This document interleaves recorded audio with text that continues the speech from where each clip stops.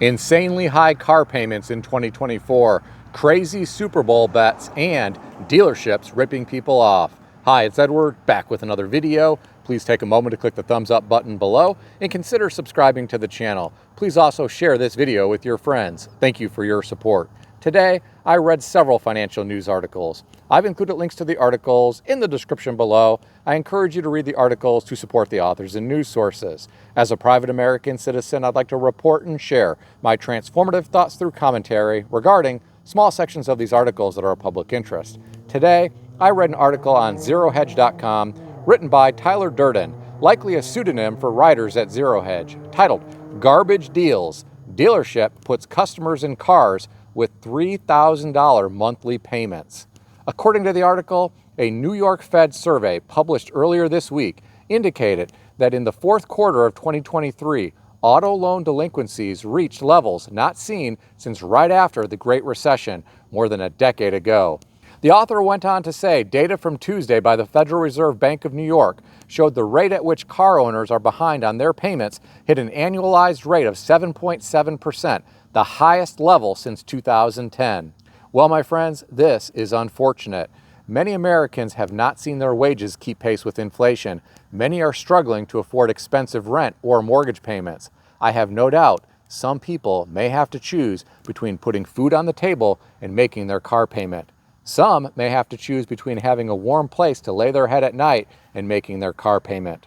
The author of this article went on to reference an Edmunds report from last year that showed the percentage of drivers with plus $1,000 monthly payments jumped to an all-time high of 17.1% in the second quarter of 2023 compared to 16.8% in the first quarter. The reason is that the average amount financed for a new vehicle is around $40,000. Plus, auto loan rates are at a generational high. Well, my friends, car payments over $1,000 a month are no joke. Some people may have been tempted to go out and get a shiny new vehicle for a variety of reasons, but these payments have likely become unbearable. I can understand why these payments may have become unbearable for some individuals. Many are struggling with high inflation right now. In addition to a $1,000 car payment, there is expensive insurance, which has gone up across the board in the past year for just about everyone. The cost of keeping a vehicle on the road has also gotten more expensive in terms of maintenance. Cars need oil changes, tires, brakes, etc. Many people don't know how to do simple maintenance themselves these days, so they're at the mercy of the high prices at repair shops.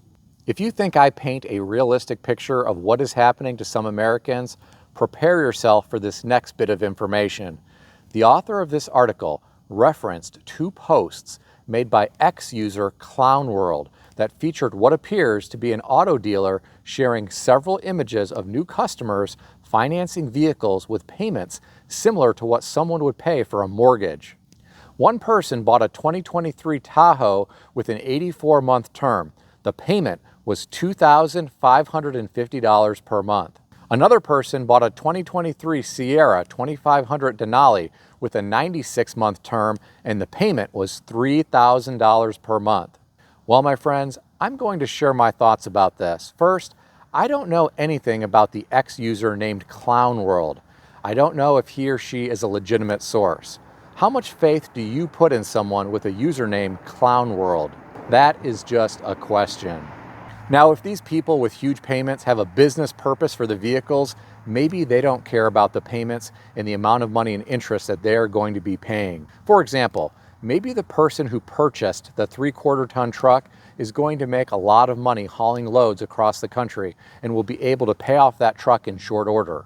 However, if someone just wanted this fancy 3/4 ton truck to impress his friends at work, I hope this person has a high-paying job so he can make some extra principal payments and get this paid off in short order to avoid paying the financial institution more money and interest than he absolutely has to. I have to wonder if these people carried negative equity over to these new loans from their prior vehicles. That is becoming quite common these days. Many people never have any intention of paying their vehicles off. They simply worry about the payment. When I sold cars decades ago, a high percentage of people would get turned down for vehicle loans. Many people who did get approved just worried about how much the monthly payment was going to be. They really didn't care about how good of a deal they were getting on the car. I did work with some savvy customers who negotiated hard and wanted the best deal possible because they were paying cash and they worried about how much money they had to invest in that vehicle. Nowadays, a lot of people aren't even paying close attention to the cost of add-ons that dealers are tacking on to some of these vehicles. Dealerships often love to install pinstriping, window tinting, or paint protection so they can mark this stuff up and make additional profit on every vehicle sold. I talked to a guy I know this week who has some contacts at a new franchise dealership.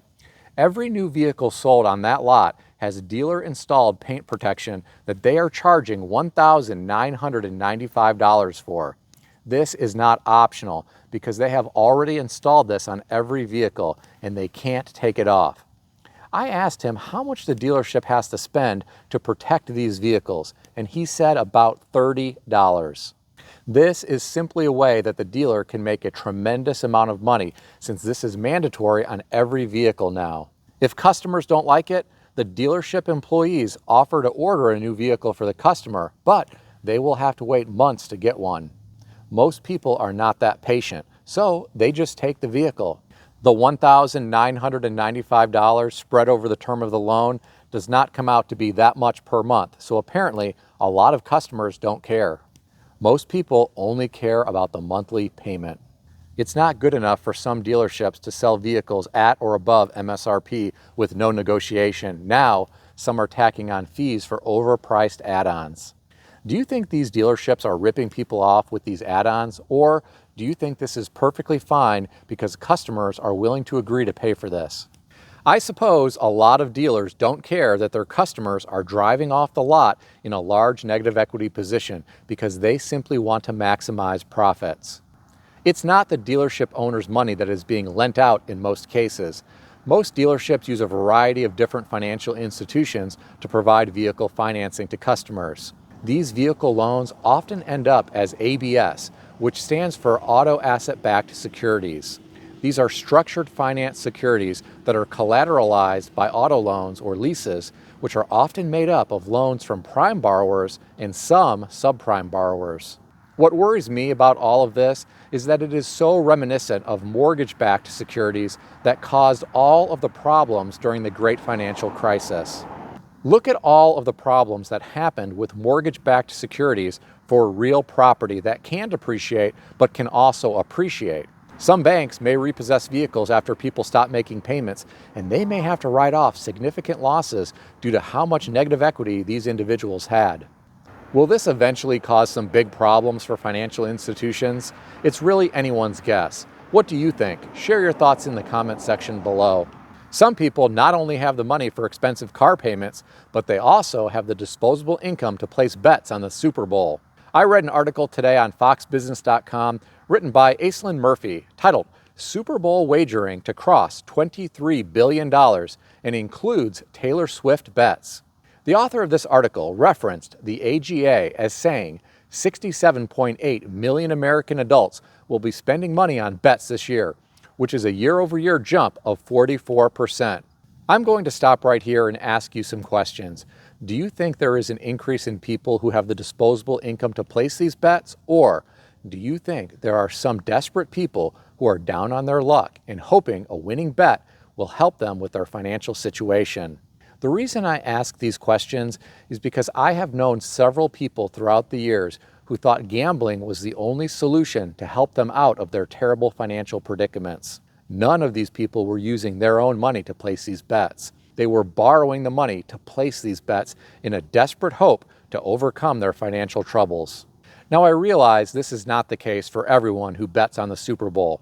Some people are just looking to have some fun and can afford to lose some money. Getting back to the article, the author talks about wagers that relate to Taylor Swift. Apparently, one such wager relates to whether she'll come to the game, and another relates to how many instances the network may air her on the broadcast, or if she'll get an on-field proposal from Travis Kelce. Well, I guess people who are into gambling can get very creative at times.